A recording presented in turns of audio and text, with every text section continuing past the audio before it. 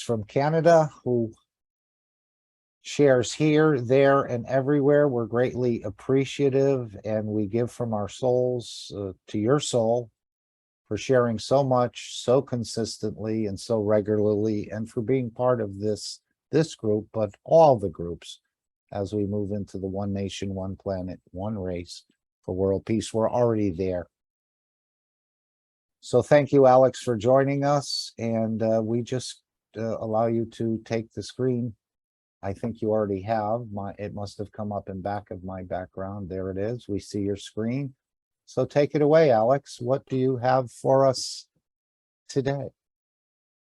Well, thank you very much, Mark. Could you just give me 5 seconds? I want to make a screen adjustment, please. One moment. Okay. Very good.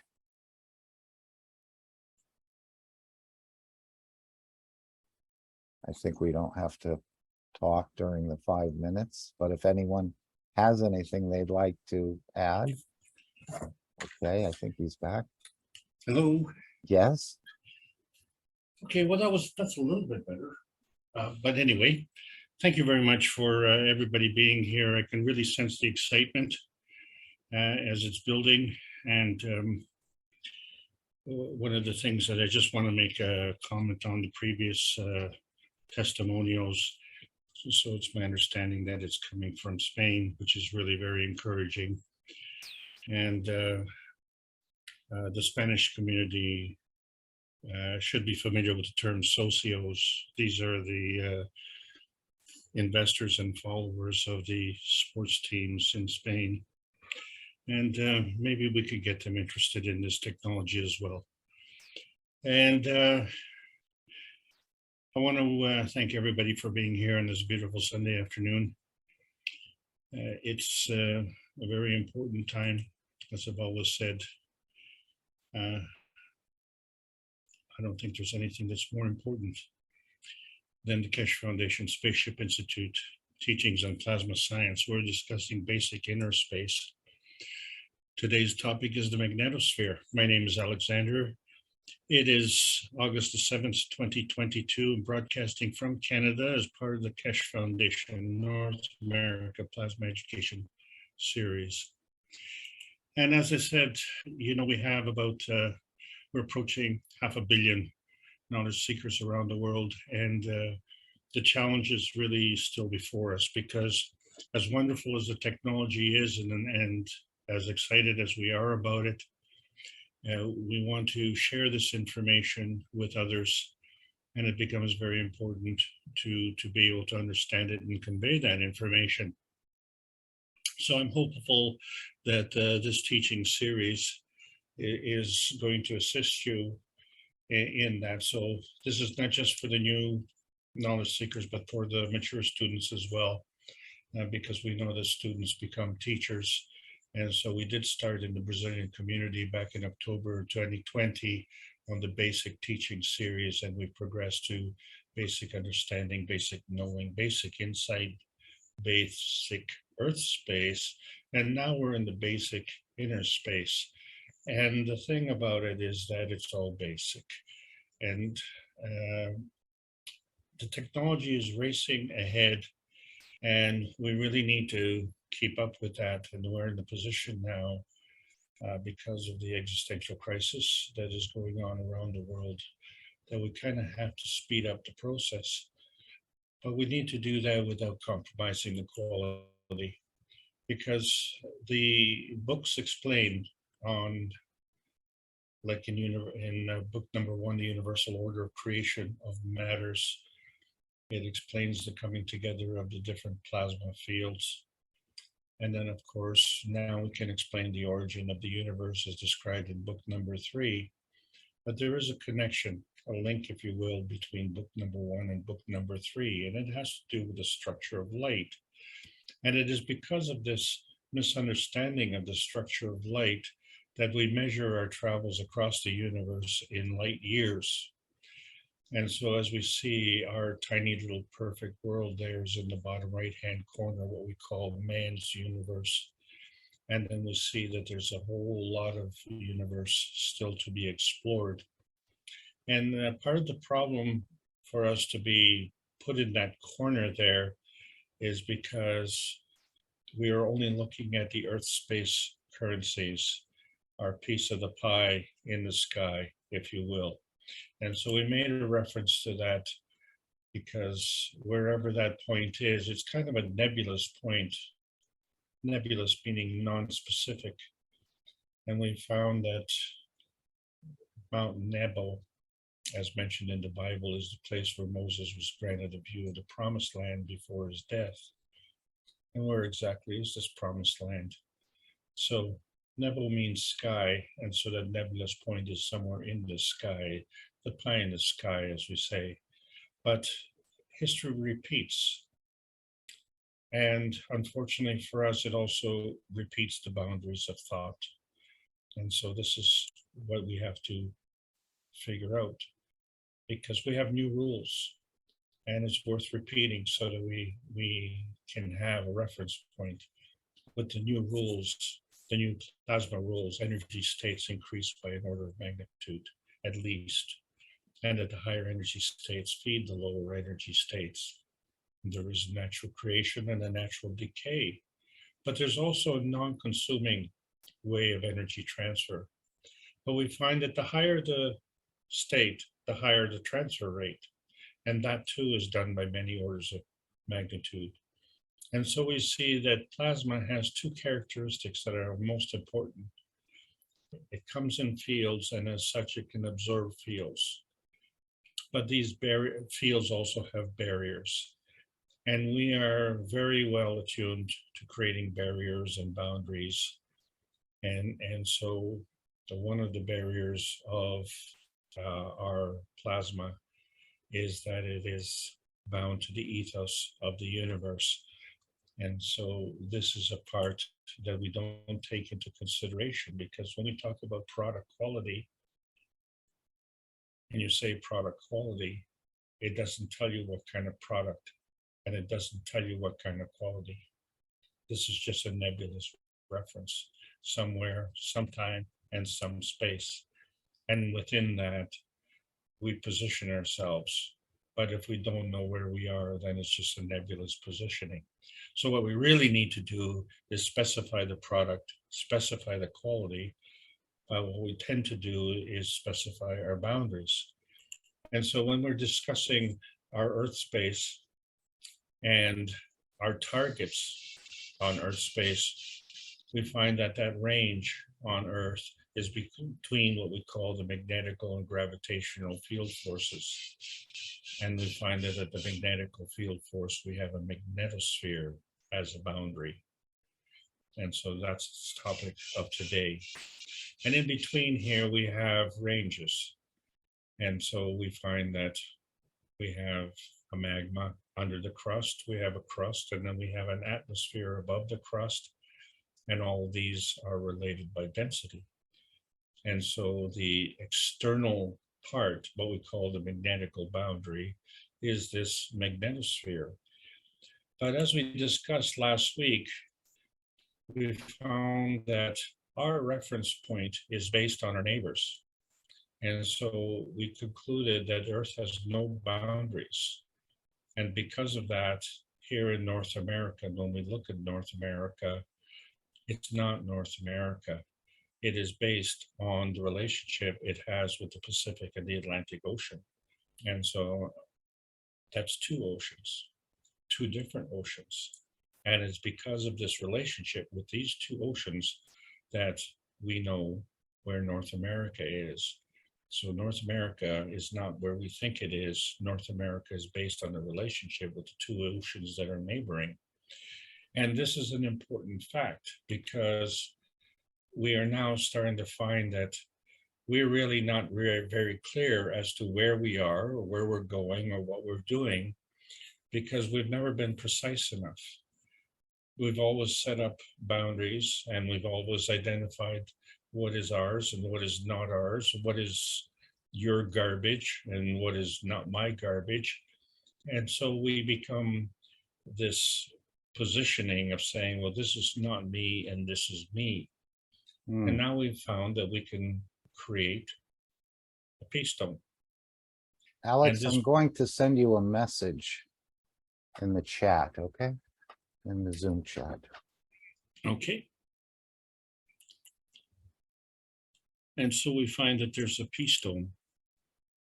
And in this peace dome, we don't know exactly where this is, but it is in the Earth space. And so is it just limited to this Earth space?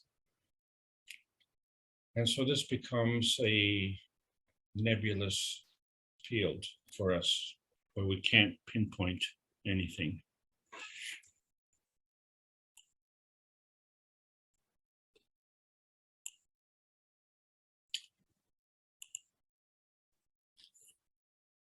Let me continue. So we're looking at our position with respect to sun space. And so we find that everything is related to the sun. We revolve around the sun. We get energy from the sun. And the sun is a star. And so the name of the star is the sun. And we find that all of the planets rotate around the sun. And so we have a sentimentality with respect to this Earth. And so we find that our position where the Earth is related to the neighboring planets. And so we have Venus on one side and Mars on the other side. And our position is between those two. And so what it's not between Jupiter and Saturn. So therefore, our position is based on our neighbors. And so our neighbors are specifically two planets. And so our position is in between those two planets specifically. And then we find that each planet has its own boundary. Just going to take a minute. Mark, have you sent the message yet?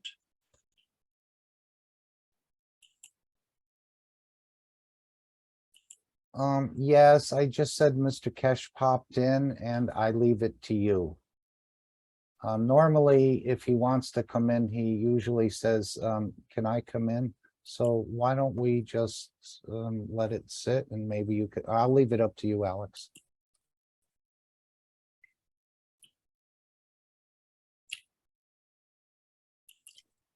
Well, He usually says, may I come in if he'd like to come in? yes.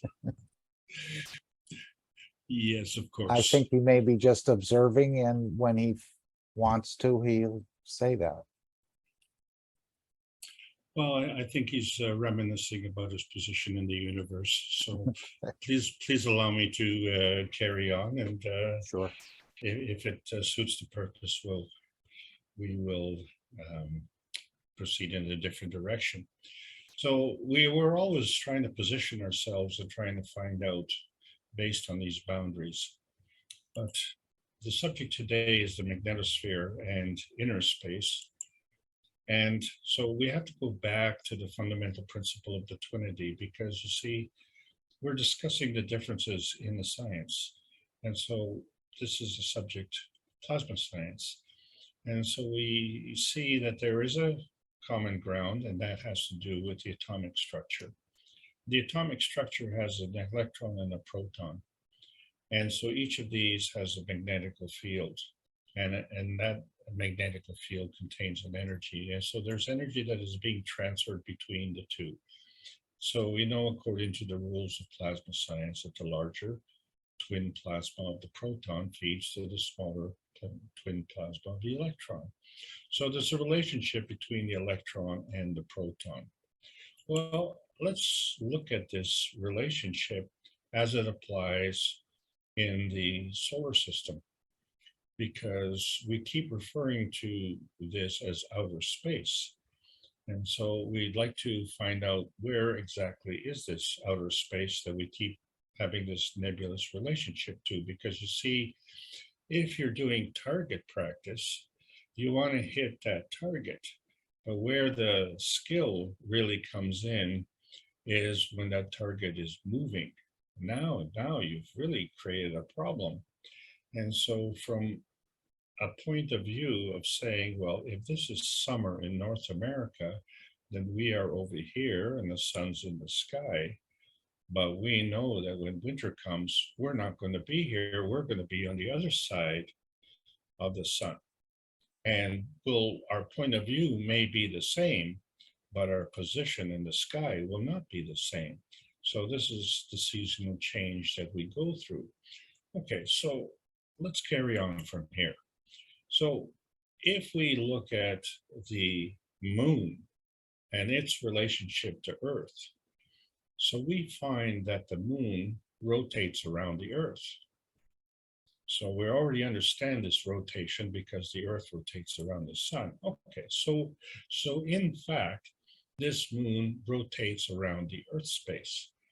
And if we were to attribute the relationship of electron-proton, we could say that the moon is like an electron and the Earth is like a proton.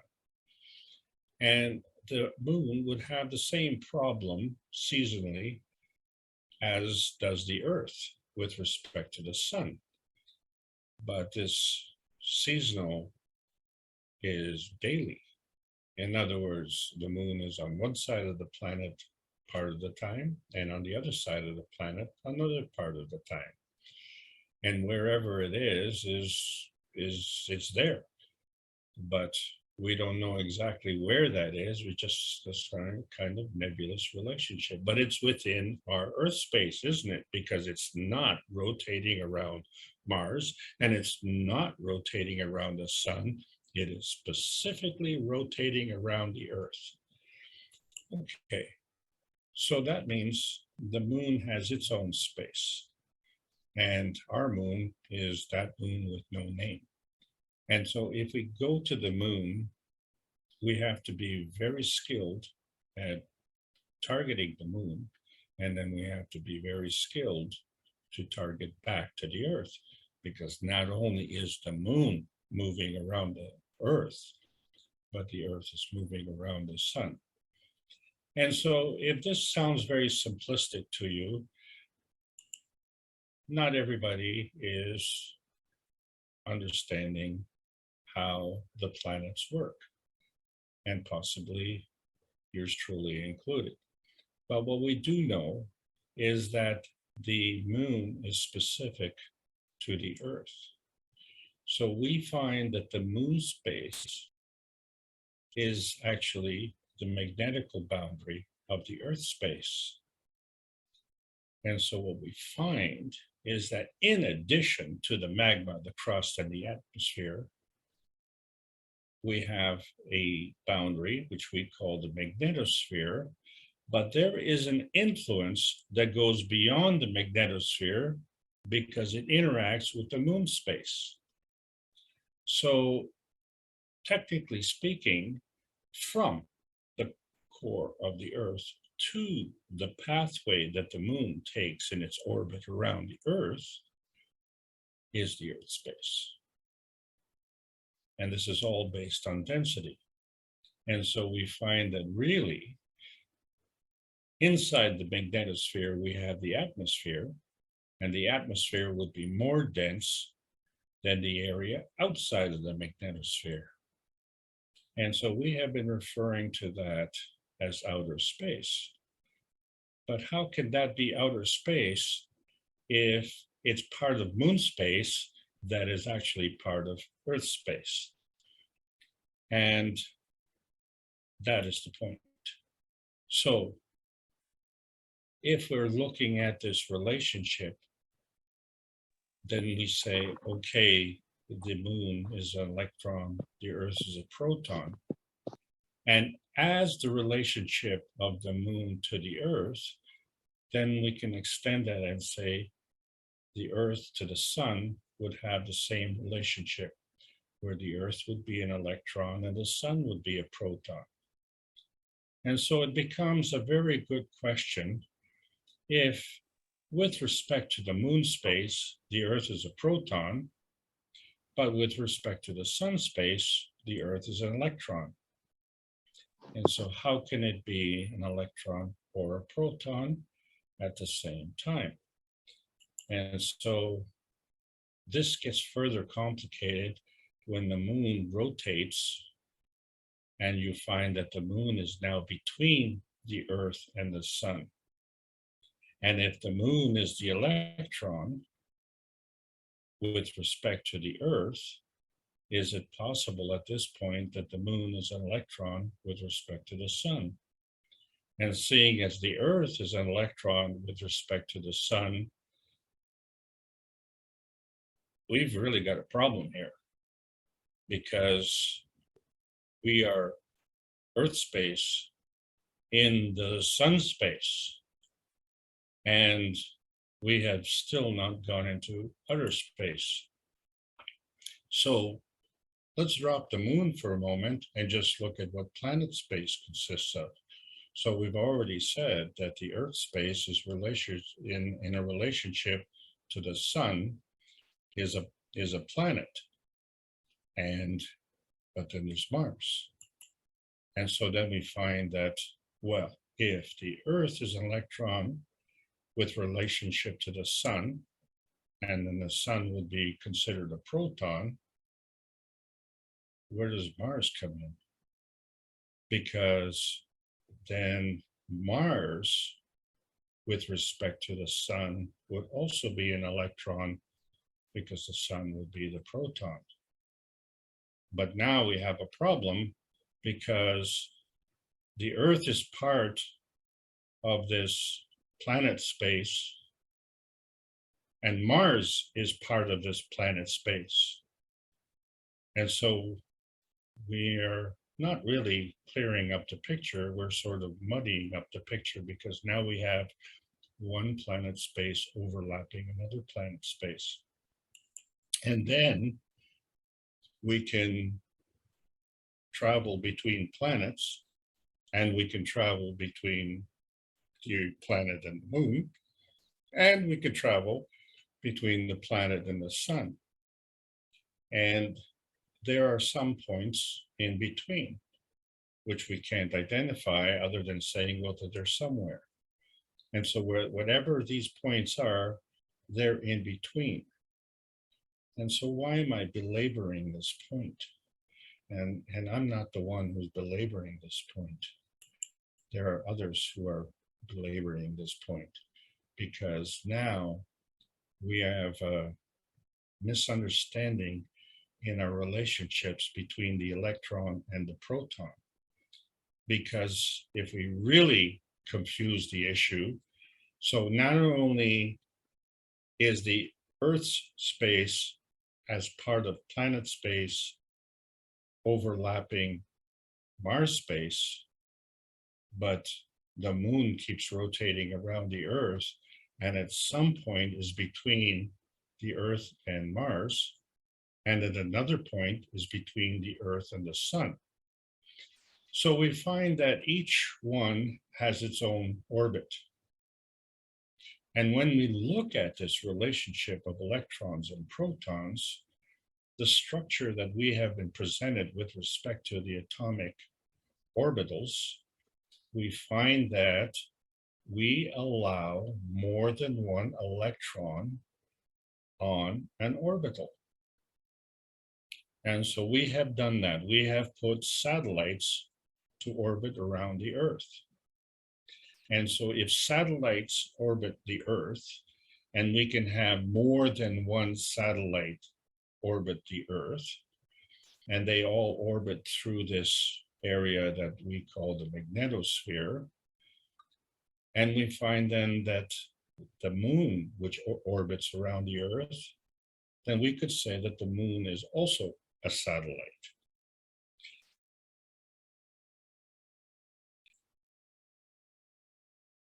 But when we look at the boundaries of the planets, each planet has its own orbit. There are no other planets sharing orbits. So there's something wrong with this picture. And so we see how we've created some boundaries. So when we look at how we create these spheres, we always find that we're not taking enough things into account. And so we see that when we have to find out who we are, we have to look at our neighbors.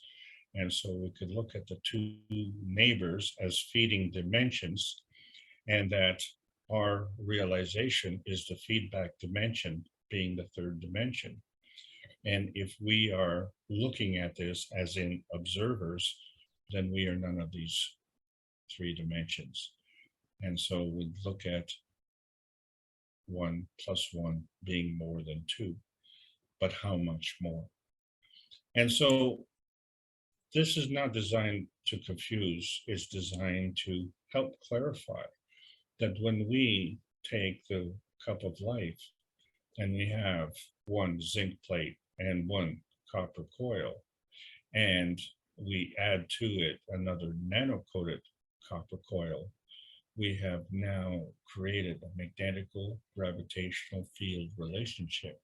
And then within there, we have created something else. And we've created a GANS.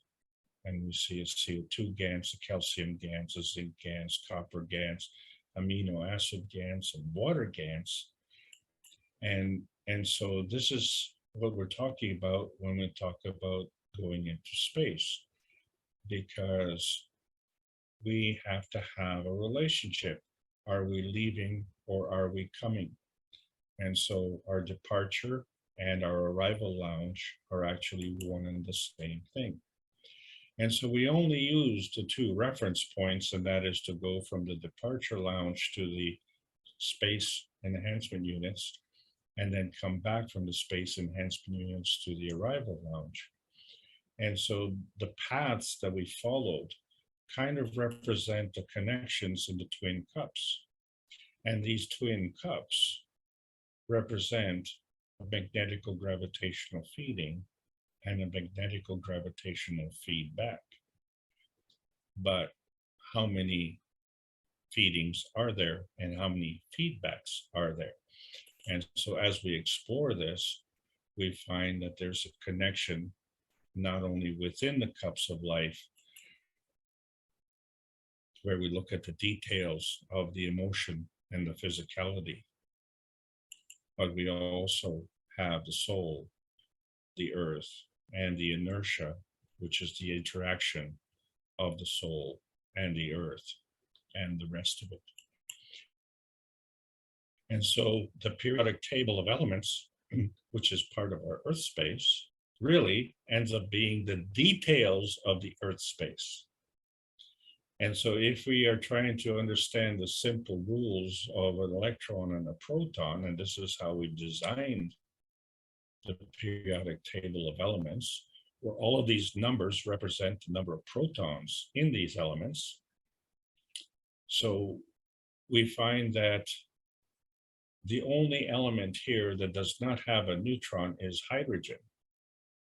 But we find that we have generally accepted that there's an equal number of neutrons and protons in each of these elements. So if we say carbon 6, there's neutron 6 and proton 6 in the carbon 6. Okay, well that's fine. But hydrogen doesn't have that neutron. So really the numbers here refer to the number of protons. But when we look at the relationship of the Earth to the sun and the Earth to the moon, and we say, well, the moon is an electron to the Earth as the Earth is an electron to the sun, then we clearly see that not all electrons are the same, and not all protons are the same. And so when we talk about the periodic table of elements and how they're constructed from the basic atoms, atomic structure of electron, proton, and neutron, it's kind of like saying car. If I say a car, you don't know what kind of car, you don't know what kind of motor it has, You don't even know how many wheels it has. And you don't even know who's driving it. So what we've been able to do is when we look at these details, all we are doing is taking this car apart and saying, well, we have some carbon, nitrogen, oxygen, and hydrogen, and that forms the amino acid. And then we have the sodium, magnesium, potassium, and calcium, and that provides the salt medium. And then we have the product from that, which is the carbon, zinc, and the iron. But not only. So we find that we are connected to Earth space. And that becomes an important point because the Earth space is connected to the silicon. So when we look at the plasma feeding rule, where the higher strength feeds the weaker strength, this is where two forces come together. And so there's a distinct difference in the way the universal harvesting of energy and the Earth space harvesting of energy is conducted. The universal harvesting is self-enhancement. The Earth space harvesting is self-consumption. And so why am I harping on this point? It's not me. It's we always are looking at fields of conflict. And when you have fields of conflict coming together, that comes to a conflict point. So the conflict point is not the point. It's the conflict fields which create this point. And that's the problem on this planet. So when we're looking at how these forces come together, yeah, we have choices. And the preferred choice, wouldn't it be to be a shining example? But for some reason, we choose the binding way, because that is the way that we get energy at the expense of others. And so that has been really putting a boundary on our thoughts. Because you see, what we've been discussing is Earth space, but that's not what's important. It's man space that's important, isn't it? Isn't that the most important thing in your life? And it just so happens that you are on Earth space. So, by extension, to care for your man space, you have to care for your Earth space because that's your environment. But we find that we're not taking enough care of man space either. The point is that if we're not understanding the Earth space and its relationship, then how can we understand the man space in relationship to the Earth space? And so that becomes the dilemma. And so we've identified the dilemma in the true definition of manifestation. And so we find that that manifestation of any field comes from the formation of two other fields. At least two fields come together to form another. But now we have another dilemma where some fields can be tangible and some non-tangible, and some visible and some non-visible. So we have identified the two realities, a physical reality and a plasmatic reality. But there is another reality, and that is the emotion of presence. So the motion of presence becomes another manifestation point. And the form artifact of this presence is energy and motion. And so that's what we have to understand. And when we look at everything around us, it's all an illusion.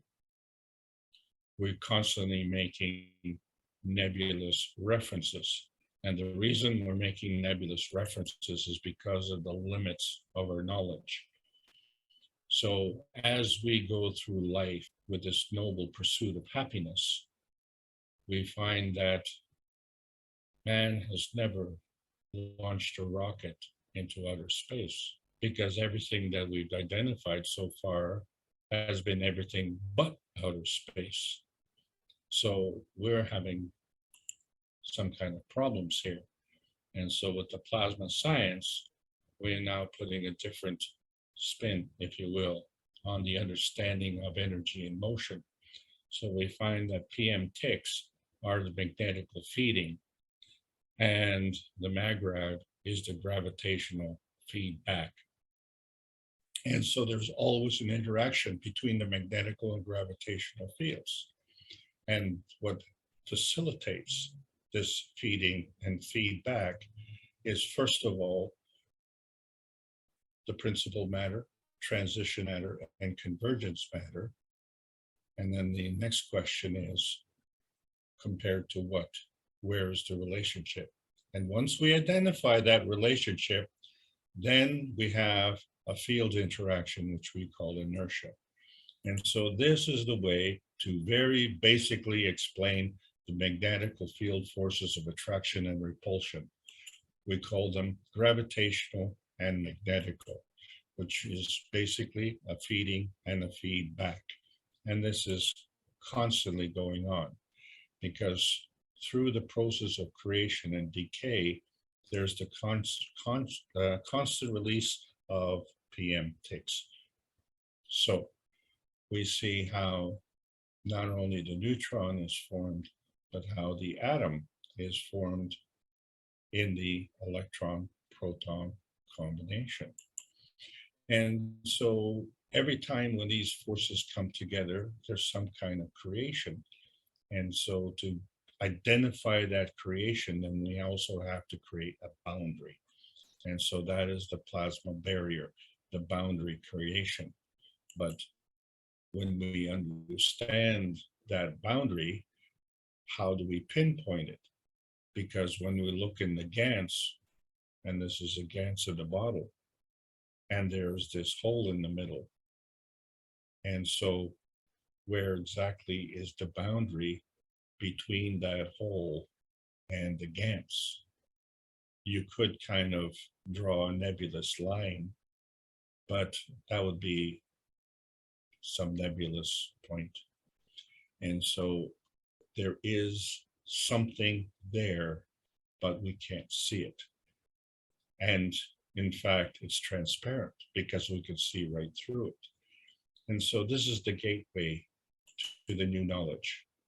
And so our understanding and our limitation is what we have to compensate for. That compensation is this fudge factor, to understand how the difference between decay and creation, but plasma energy is a two-way street. There is decay and creation on the other side as well, because the Earth does not have any garbage. And we didn't come to the garbage dump. And we are not garbage. We are man space. And our point of man space is within the man space field. And so the characteristics of the man space are the same characteristics of the moon, the earth, the planets, the sun, and the solar system. And so we have a plasmatic manifestation and a physical manifestation.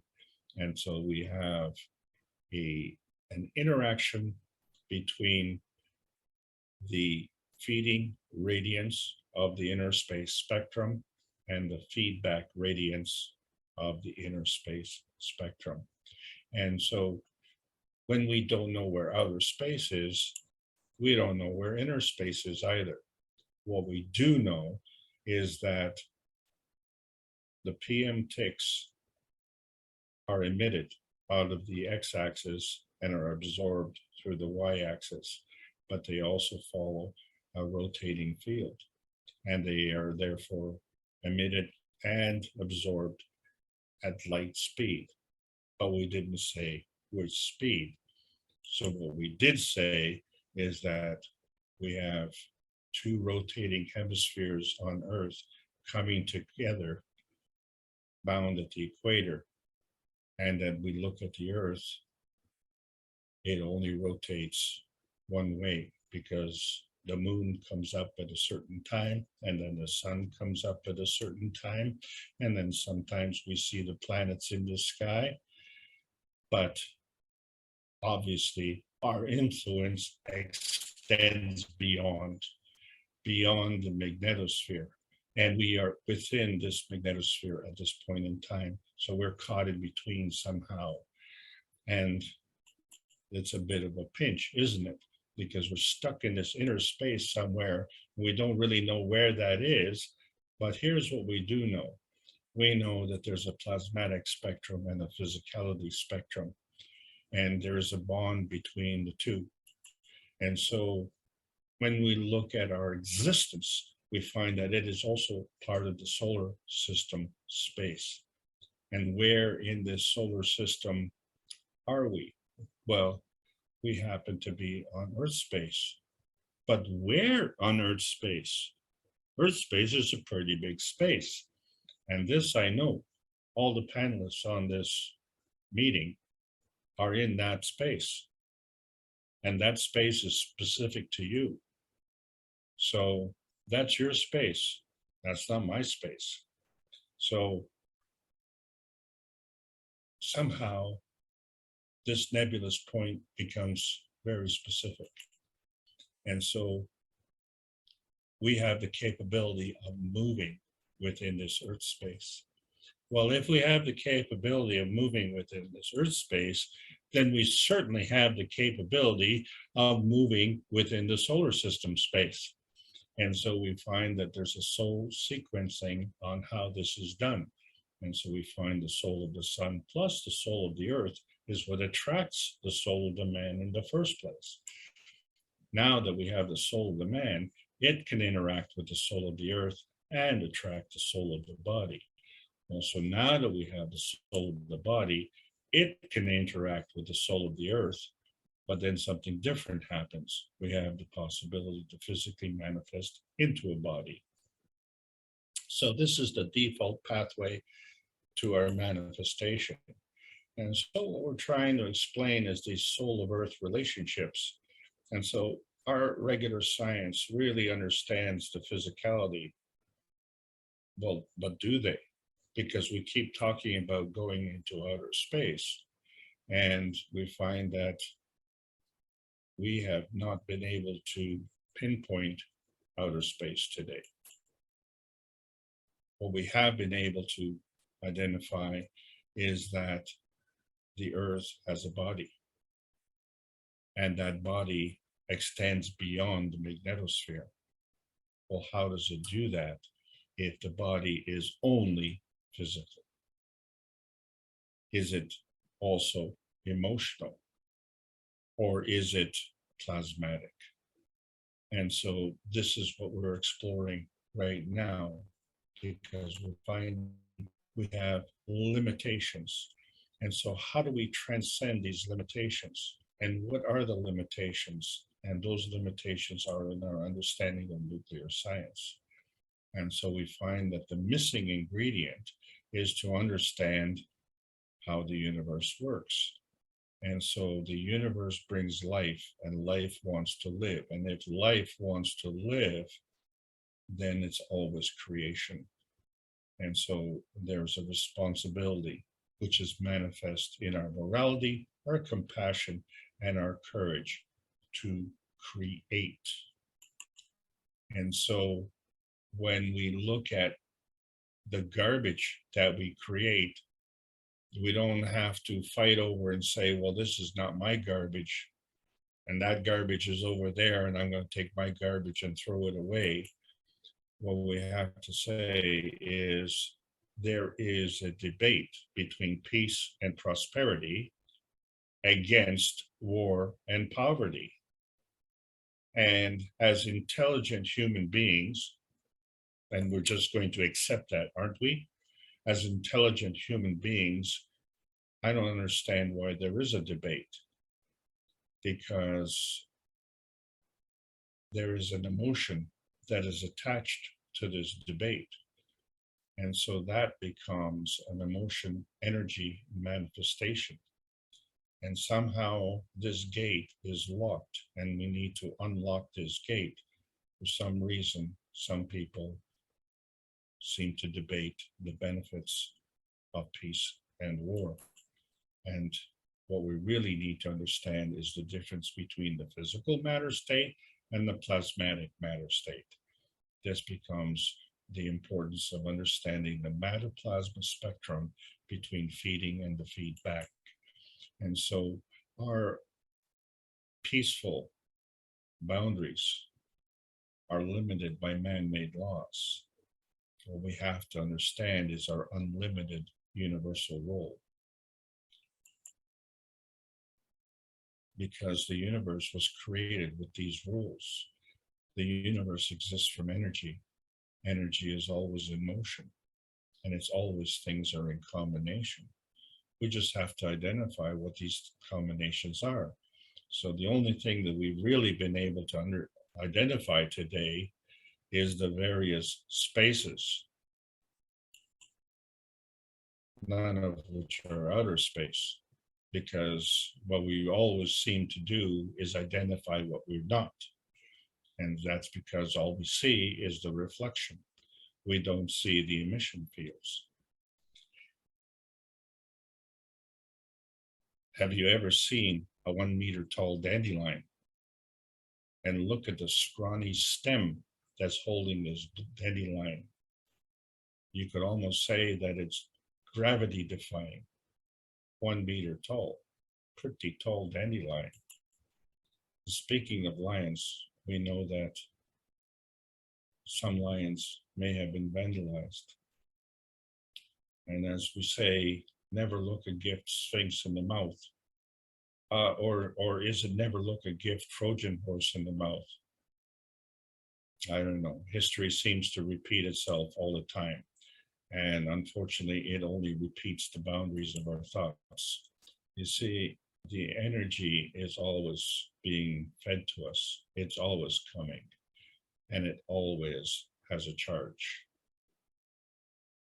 It's not something that we can store. It's something that we can receive. And we receive it on demand when we need it, as much as we need.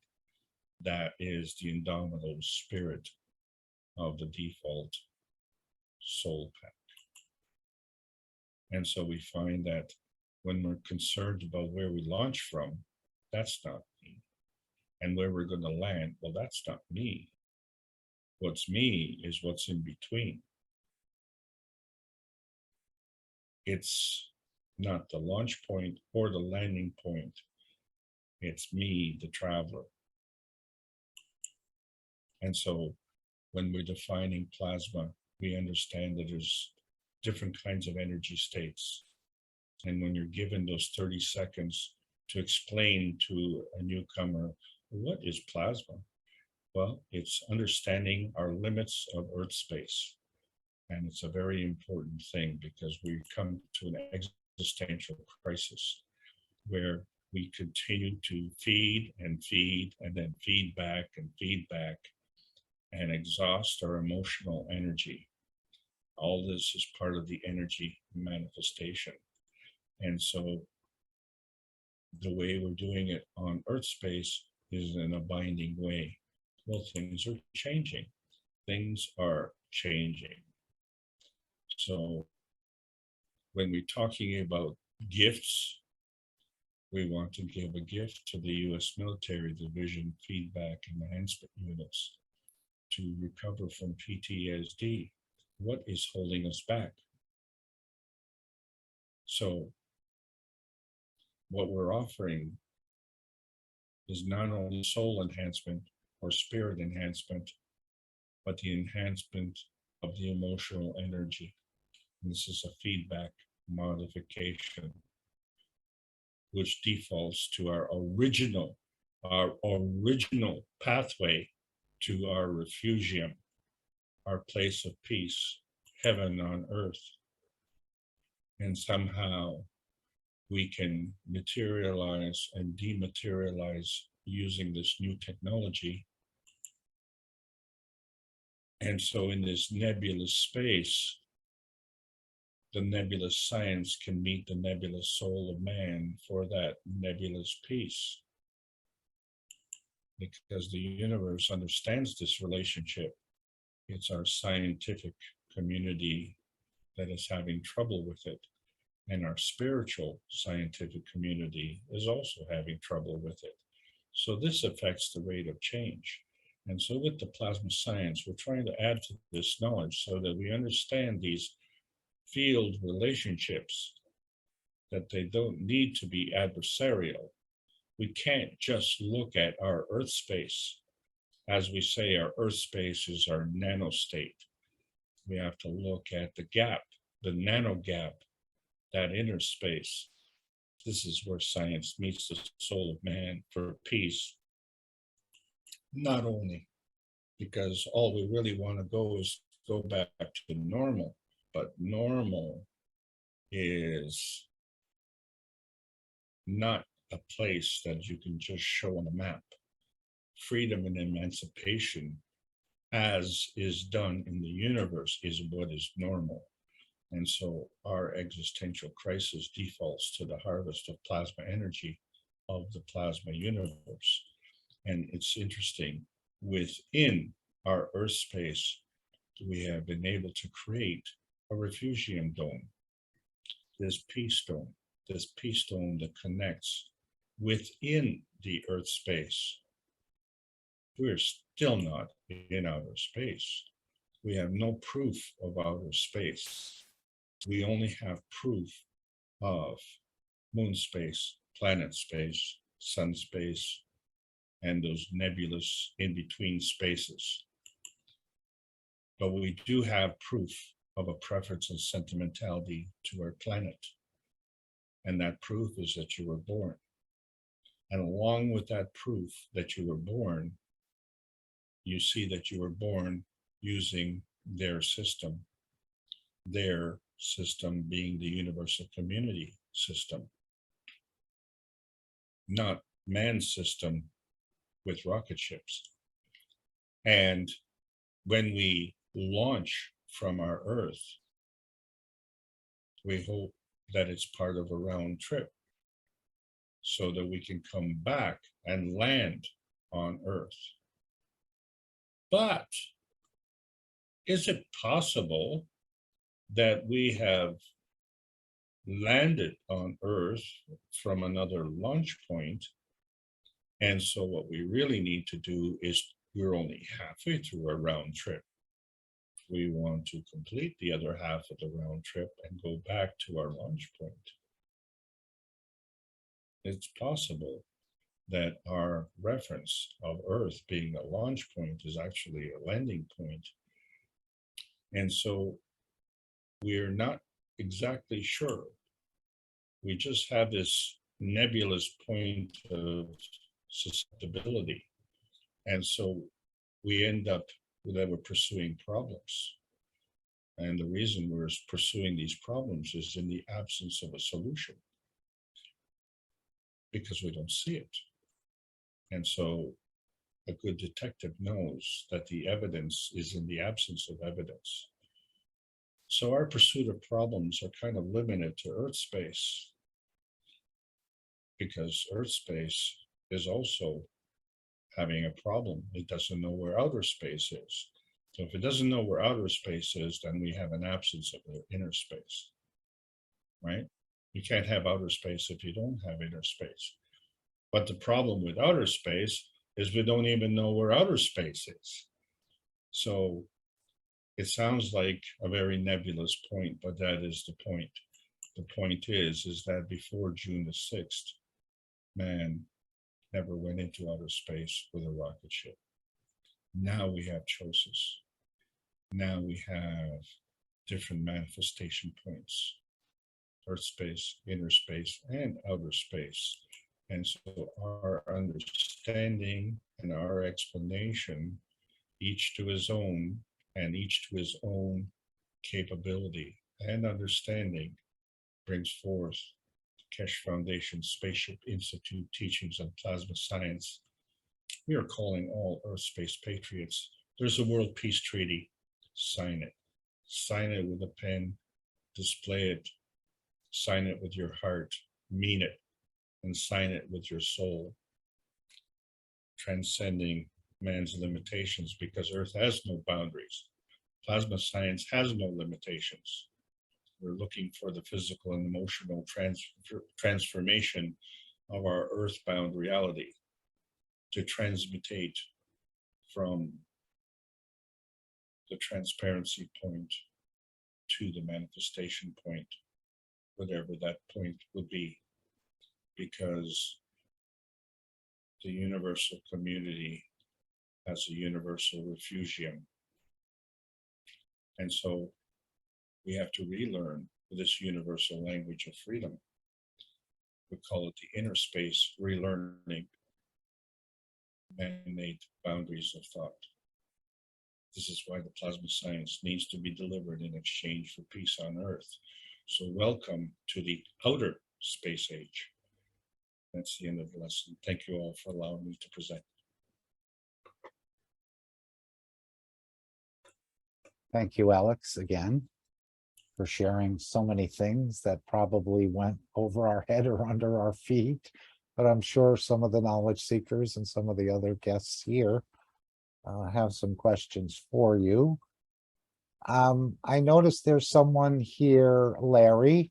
You don't have a microphone, but we welcome you. If you had a microphone, we'd ask you to, maybe you've been a knowledge seeker for many years, I don't know, but I don't remember seeing your name. We usually just ask you to say hello and where you're from.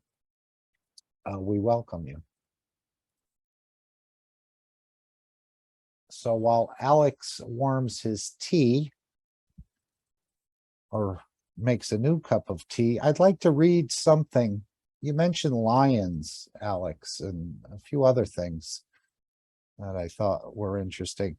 I'd like to read 3 paragraphs from book 3, which is The Origin of the Universe. Of course, these books can be found on Amazon, or a hard copy, I believe, or the electronic version.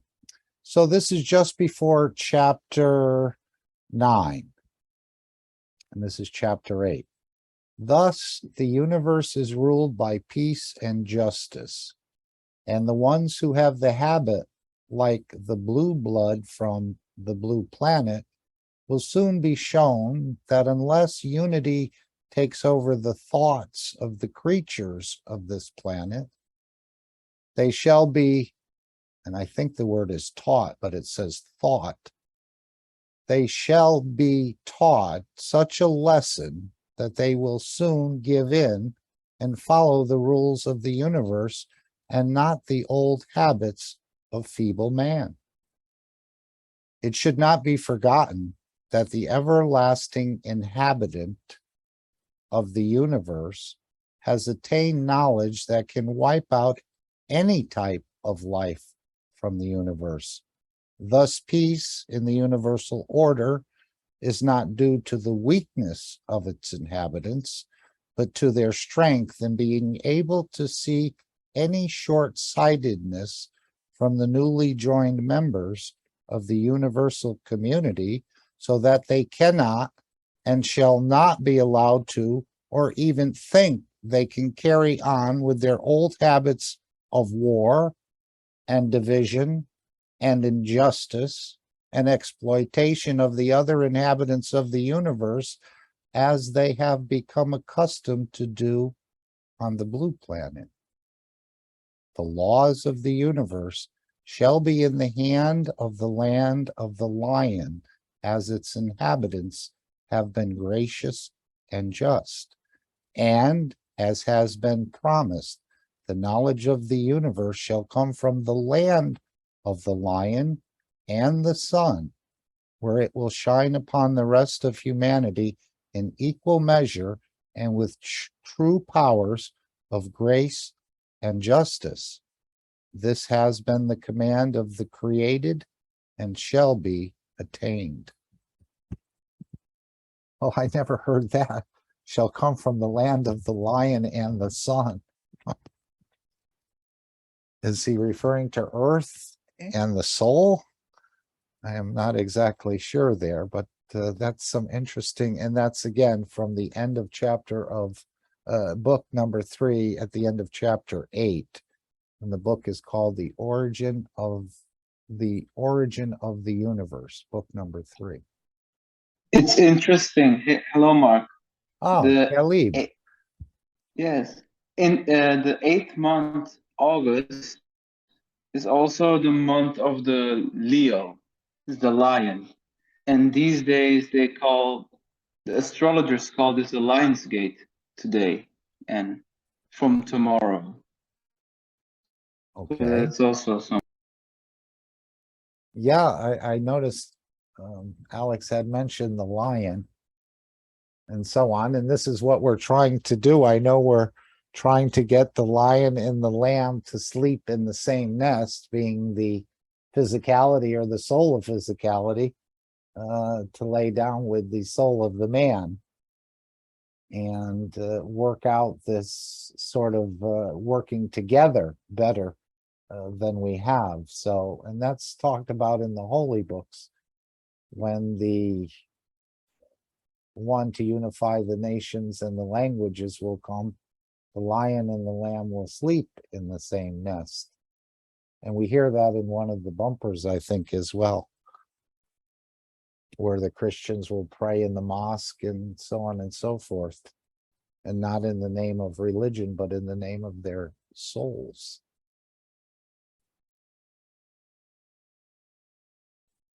Is your tea warmed up, Alex? Are you ready to hit the pitch running, as they say? Still present. Great.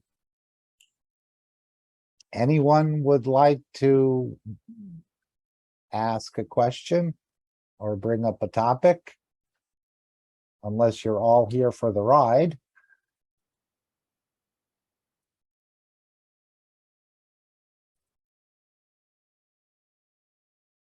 Now, you mentioned the sun being the oh, go ahead. Did I hear a mic open? Yes, but please go ahead first, Mark. No, go. I insist you go first. Well, it's sort of a new topic, and that's because I recently heard about the soul of the plasma, and I was wondering if that's the same thing as the fundamental field, the initial fundamental plasma field. If someone knows this, of course, if it's a topic for right now.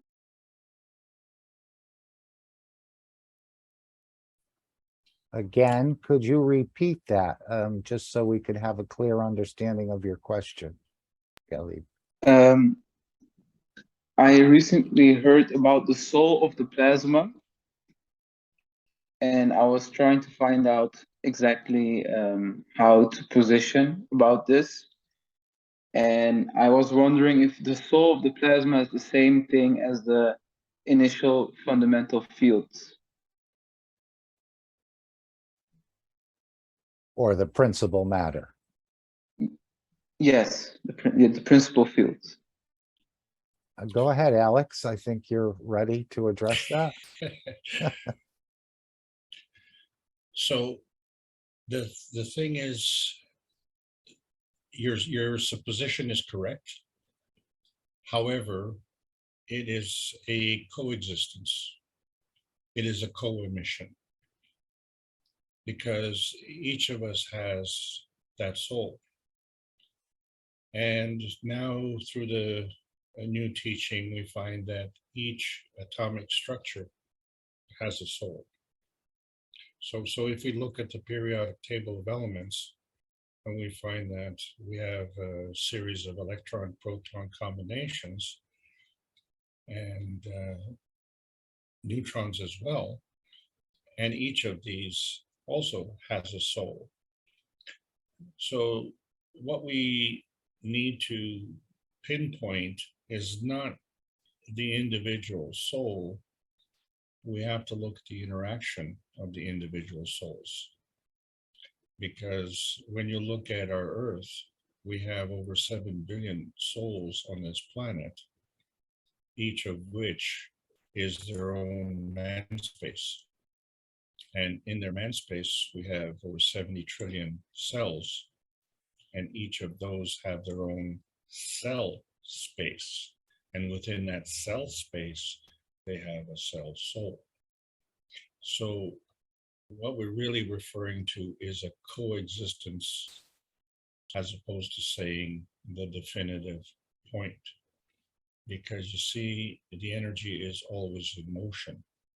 So that energy of the creator is shared with us. And our souls share our energy with the creator.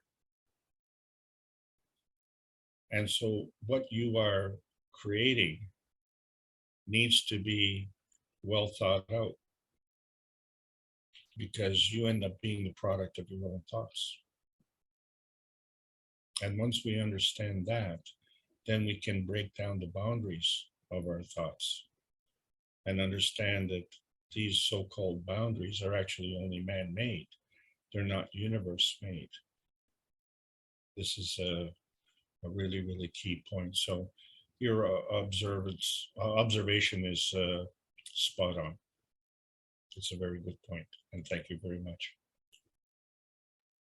Thank you indeed for your explanation. Thank you a lot.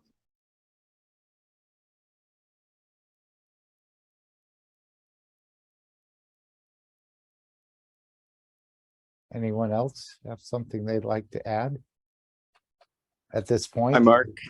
Oh, yes, Nikolai. Glad to hear. How are from you, everybody? Nice to be with you today. Thank you for the lesson, as usual, Alex.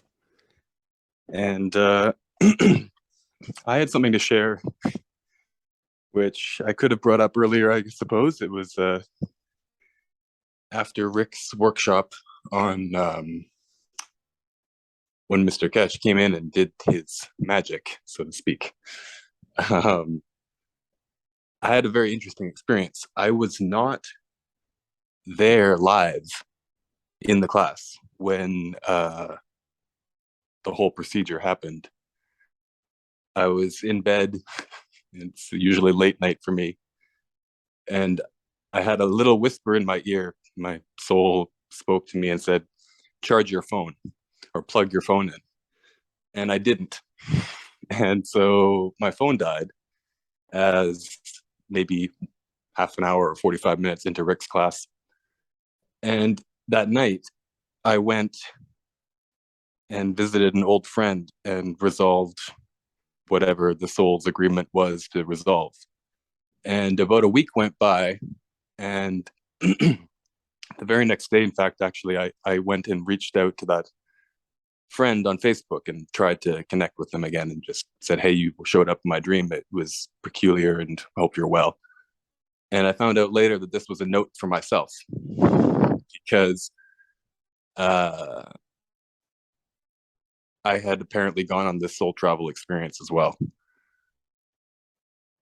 without any physicality, hearing anything, without the guidance. And none of my other dreams in the previous days or the ones afterwards were remotely close to that experience. So I just wanted to share that data with all of you and with Mr. Kesh, if you're still here. It's very interesting how this works without the cell phone, without the headphones, just as an intent to be there. And I didn't even know the experiment was happening. So I thought I'd like to share that. And did you recall the time? The time? Yes. How do you mean? Do I recall the uh, experience? Arizona time, is that the time you were on? Yeah, so it would have been, I would have fallen asleep about an hour. I think I listened to Rick and some of the people in his group chat for about an hour, and I think Mr. Kesh came in about 2 hours from the beginning, something like that. So it was into my sleep phase. So what would you say? 2 a.m.? Hard to tell. I mean, I know Rick's class starts around 10 my time, so I think somewhere between midnight and 2 in the morning, something like that. I'm just asking because my similar feeling was around 4 Eastern Standard Time. Okay. Yeah, there you go. That could be. Maybe 5:15, 5:30 Eastern Standard Time, something along that line. He popped up. Yeah, so it would have been in the Well, middle a of little my sleeping earlier, time, but then who he knows? said, would you like to try something? I'd like to try something.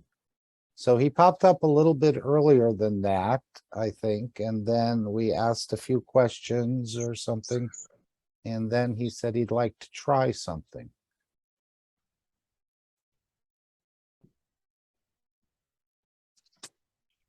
Yeah, I went back and listened again to the group, I think about a week later after I found out what had occurred. And it felt like there was an imprint left in the participants, but that there was some I kind was of gonna primary ask you field that. missing. Yeah, yeah. Yeah. So I went and tuned back in, and it felt like what I was feeling in my state when I listened to it. It honestly felt like I was picking up on the residual of what was left in the participants, but that the primary field was no longer there. Right. I thought you were going to say originally that you listened to it and had the same interaction. And if a trace of the soul or the soul of the system that he linked us to was still embedded in that workshop, which I think it is. In a way, I think it is as well. But I have a feeling that there's something that was not picked up by the, I guess you can call it the matter state microphones and so on and so forth in that recording. But it felt like it was, it was an interesting experience going back and listening to it again. But the dream that I had of my friend was someone who hadn't thought about in 15 years. So it was very interesting. So yeah, I just wanted to share that data with anyone, and I thought it's very interesting. I've been creating some things here in Arizona and giving them to some of the community. And one of the things that I created was these little handheld devices that are essentially nano-coated copper tubes with dipped into different GANs materials and then clear coated so that you're not touching the nanomaterial. And I gave these wands, so to speak, to a few people just to hold and see if they had anything. And one friend, this would have been about 5 days or 4 days later after Rick's group. And I gave a friend these two things to hold on to. And she said she went into meditation, 10 minutes before bed and held these. And her and her partner's dream states were synced. Everything that she was experiencing, he was experiencing the same, but with his people, so to speak. So what she explained to me was that she was introducing her current partner to her first boyfriend ever. And her current partner was doing exactly the same thing to her with his first girlfriend ever. And this paralleled throughout the rest of their experience.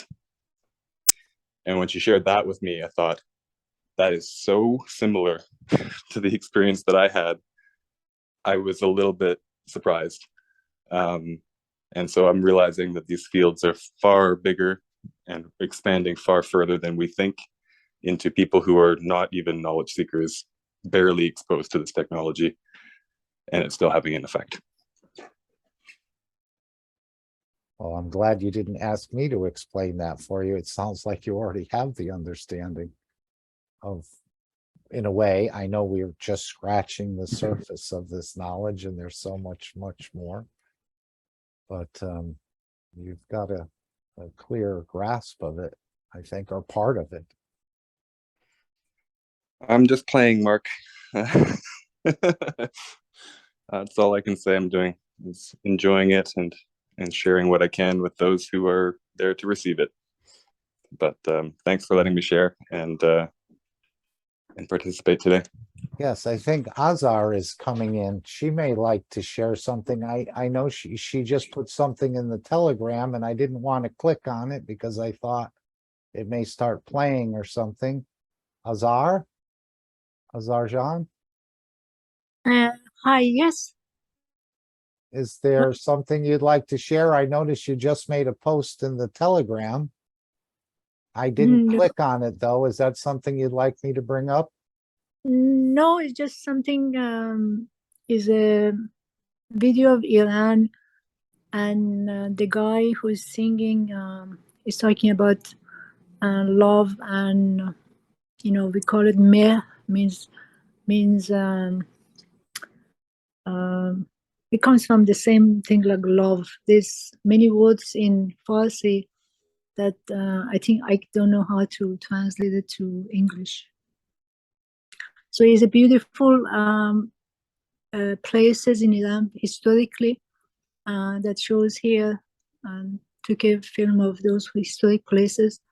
Some of them are thousands of years old, many thousand years old, and is a history of where Iran started at the time of Mitra.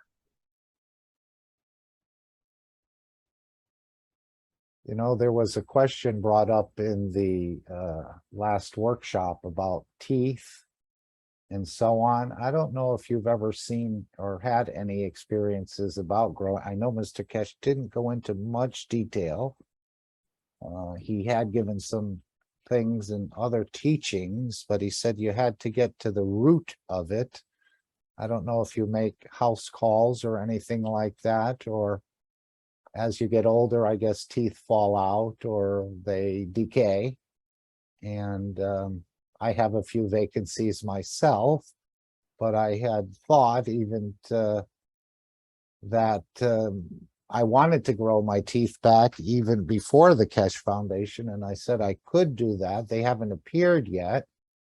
But then when I found out about eating less or absorbing, I said, what do I need the teeth for other than maybe a perfect smile or a better looking smile?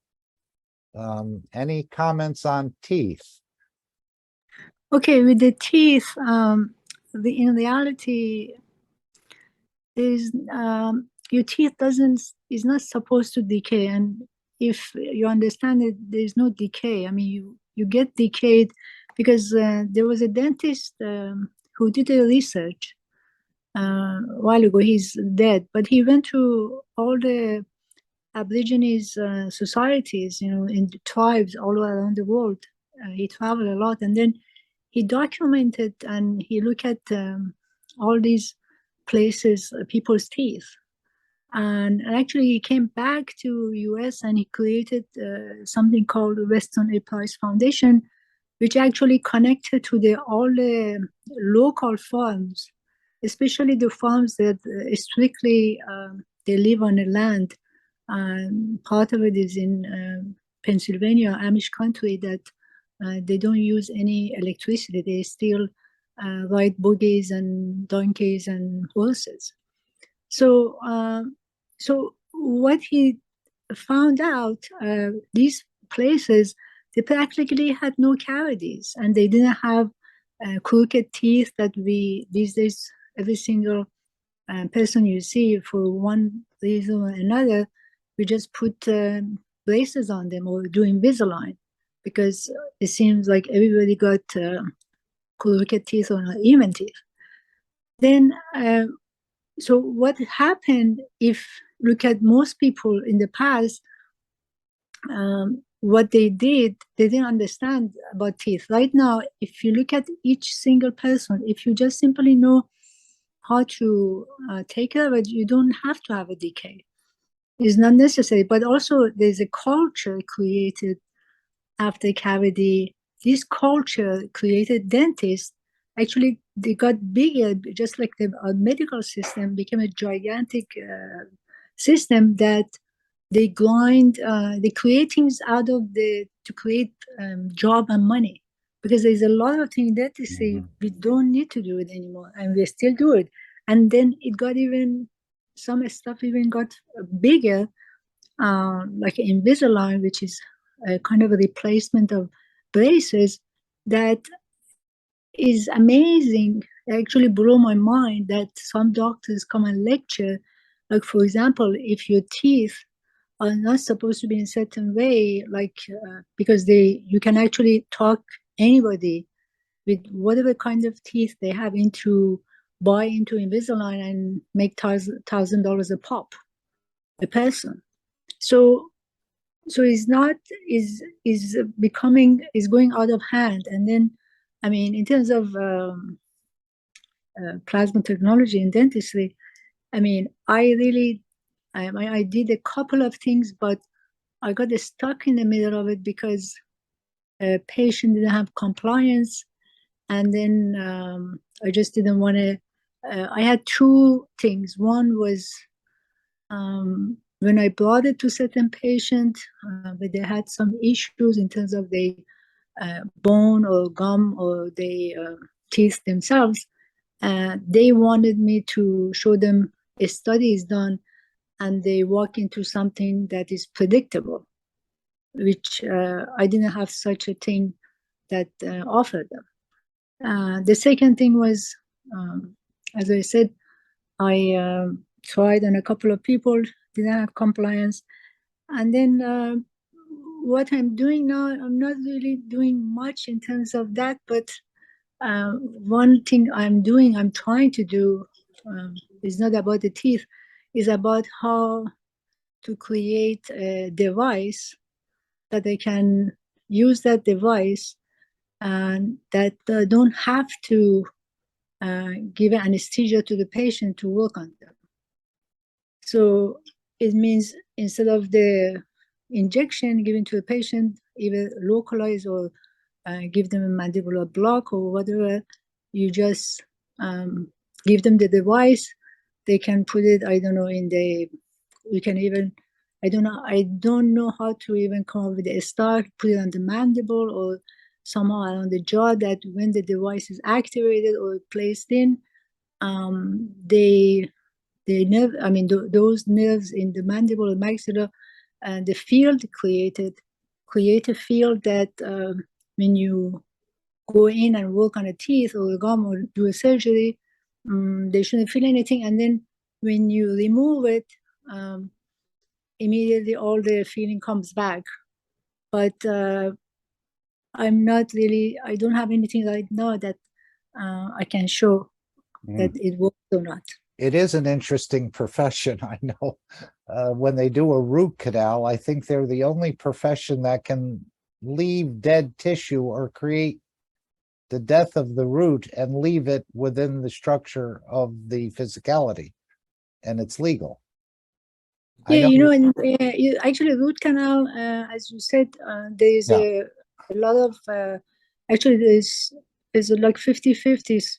Some doctors are against it, but then, as I said, because we have so many root canal specialists and universities who do training for them, if we come up, ADA comes out and says, okay, root canal is bad for you, suddenly you have to get rid of all these universities and the people who actually make a living out of root canal specialists. Like if you go to Europe, because I did part of my study in a Panam University in Copenhagen. In Europe, they don't have such a thing like the US, because US, like even my instructors, the doctors who are my trainer in Panam University, we weren't allowed to call them doctor. We call them by their name, like Lune, whatever. But the only time you got to call them doctor when they had a PhD. And then they had only two things. They had the doctor, the general dentist, actually they call it doctor, but they didn't have like root canal specialist. They had a pedodontic, which is the doctor for children, and they had prosthodontic, which has to do with people who lose their teeth. But the rest of it was under the banner of a dentist, either root canal or perio or like gum. Like in US, we have a lot of specialty, and that they don't have it in Europe. So it's more money oriented in US than in Europe. And also in Europe, you have all the people in Europe, they have access to dentists as a prevention for free, but in US you have to pay for it. Yes, I know with myself, I had a number of cavities filled when I was a child, and they filled them with the amalgam, which is the mercury and the tin, which they used to have to keep underwater in the dentist's office because of the off-gassing situation that wasn't healthy. And then there was a show on television where they had the person chew, and then they put a sensor in their mouth, and if it was a building, they would have it would have been condemned because of the mercury off-gassing. So I had it drilled out. I'm sure you're familiar with that procedure, and then filled in with a plastic, but of course that made the wall of the tooth much thinner and subject to fatigue or cracking, and that was my issue with it. But again, what are the teeth for? A beautiful smile, and to what? Emasticate? But you know, Ooh. but you know, if you look at the Chinese medicine, if you study that, each tooth is actually goes back to an organ in the body. For example, when a person has a toothache, say on the wisdom teeth or the second molar, you know, this is related. For example, if somebody start to have some chest pain, or coughing, and then they have the lung issue, and actually they related to that tooth. Actually, when you remove that tooth, the issue goes away. Because I had a patient, he was very heavy set, and I usually didn't do wisdom teeth extraction on big guys, especially on African American. African American, they have really very dense bone and very really strong bone. So extraction of any tooth, I refuse to do it because I have to be on top of them. Like it's very hard for me. So this guy came in and was on an emergency, and I think it was a Sunday, and I had to do it by myself because my oral surgeon wasn't working on Sunday. So, and he said, I have to get this tooth out. And then anyway, I had to do it, and I did it. And after it was done, he was so amazed that he had some health issue. After that, he called me and he said, all my problem is gone, is because of that tooth was the cause of it. So I really don't know the extent of how having teeth in the mouth is important with the organ, the rest of the organ, because we know the heart and the lung has the soul, but the soul is the part of the not the physical part, but the digestive system. And maybe in time, when it goes away, because we don't need to eat, because that's part of physicality. And I don't know about the reproductive system, but then how the teeth gonna disappear, because the organ, because if the teeth are related to say all the digestive tract, like for example to the kidney, liver, large intestine, whatever, then the teeth has to go because the digestive system has gone, and the mouth has to go. So we're going to be without mouth or digestive system. That's what I kind of think about it that way.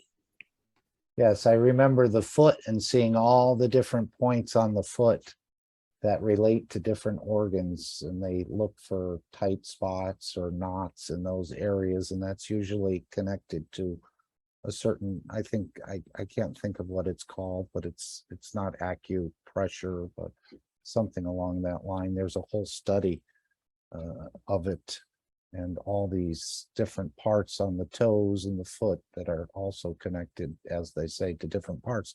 But we know someone who's going to be able to speak more openly on these subjects in the very near future, but not yet. I think it's after the 7th, but I'm not sure if it's 5 days after last Thursday or what. So we'll probably have some new knowledge being opened up in this area, hopefully.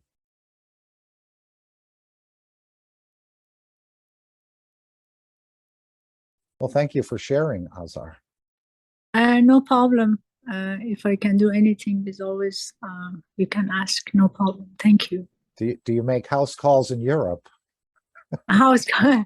Are you where are you Thomas, located? Thomas, I'm in Connecticut, but Thomas was looking. Oh, so you're not that far from me then. No, not at all. You in Connecticut, it's just 70 maybe miles, yeah, yeah, it's not which part in Connecticut?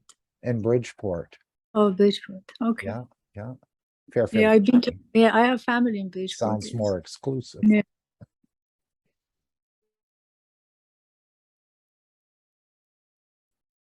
Back to the moon, Alex.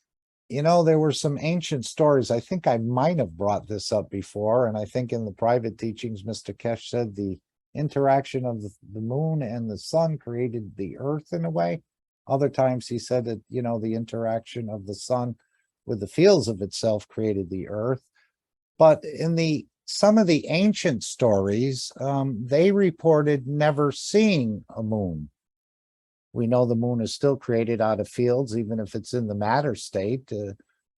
Could that moon have been brought here for a specific purpose? Maybe Mitra had ordered it to keep our planet in some sort of balance, or was this just an old tale that was told? But some accounts that I had read that they had never seen a moon in the sky until it actually appeared there.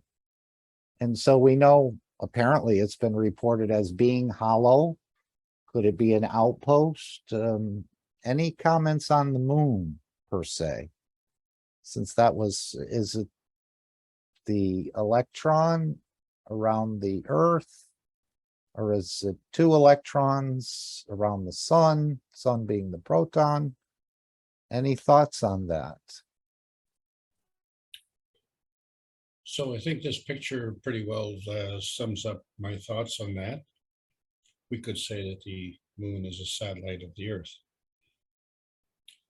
And this was brought up, I think, on Thursday too, that there's an electron-proton relationship there. And we only have one moon. And so Mars doesn't have a moon. So when we look at the mass of the Earth and the moon in the combination, we find that the Earth is much bigger. Well, not much bigger, but it is bigger than Mars. And so that becomes an anomaly, because when we look at the when we look at the series of the planets, we find that Mercury is smaller than Venus, and Venus is smaller than the Earth. So we could say as it becomes more gravitational, then the density increases, and so thereby the physicality in terms of its diameter becomes reduced. But we have an anomaly where the Earth's diameter falls out of the sequence, where we now are say bigger than Mars. And so it could be that the moon is doing that, but actually there's another aspect to it, and that is the amount of water that we have. So we find that the water doesn't compress, and that's why we have hydraulic pressures. But that would account for the fact that the Earth would be bigger. And this would be consistent, because when we look at Jupiter and Saturn and the other planets, we see that these are gaseous planets. So when we look at the relationship between solid, liquid, and gas, we find that the higher the energy, the bigger the field. So the gas is bigger than the liquid, and the liquid is bigger than the solid, except for the fact that in the case of ice, ice is the only solid that is bigger than in its liquid state. But having said that, we're just talking about the relationship of what these other planets. So now it's interesting that these other planets have more moons than the Earth. And so when we look at and say that the moon is a satellite, and we find that when we look at the structure of the orbitals around an atom, we have more electrons on the same orbital. And so this would kind of explain how things are with respect to, say, Jupiter and Saturn and Uranus and Neptune. But when we look at the planets and how they orbit around the sun, we can't say really in that regard that these planets are satellites of the sun because there's only one satellite on each orbit. But maybe there is a reason for this difference, and that difference is not obvious. I'm just pointing out the differences, and that's all I can comment on at this point. Yes, he went into a little bit, Mr. Kesh went into that a little bit in a recent teaching with the putting the spin on the plasma. Why do some planets have 12 moons and some have one moon, and different angles and so on and so forth. So this is a bigger understanding of the plasma science, where you can take one thing and transmute it into something else, or attract other things to create these different gradients of the same element, perhaps. Different number. Actually, so that's correct. So this is what I'm trying to say, is that we now have a foundation for discussion, because when our knowledge is sent down the right path, then instead of coming and say, well, I don't know, or is it in the, what does the Bible say? These are the type of references that we've kind of always dumbed down to. But what we need to do is to understand the magnetical gravitational relationships of everything, and then understand that there's a maturation process. So what does that mean? We created the cup of life, and we started with the physical state, and then we eventually created the GAN state. So there is a process, and it continued.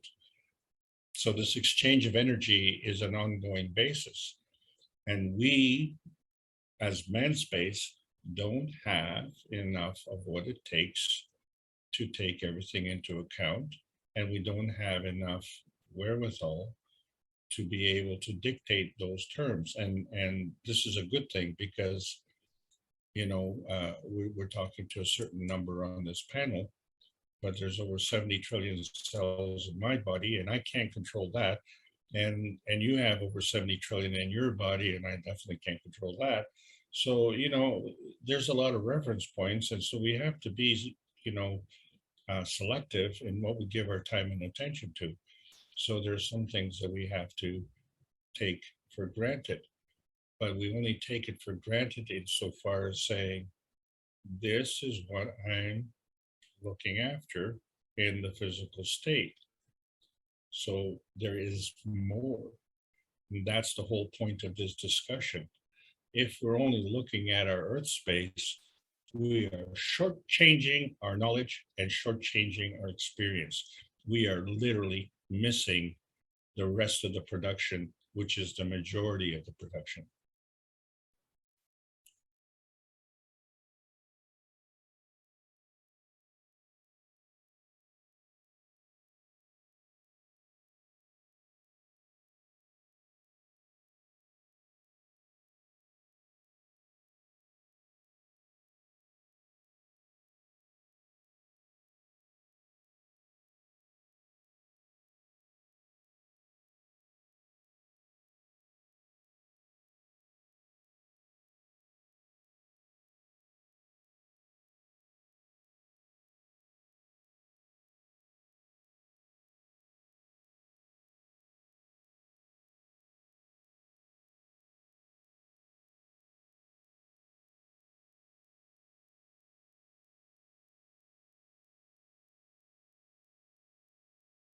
Yes, this is the picture.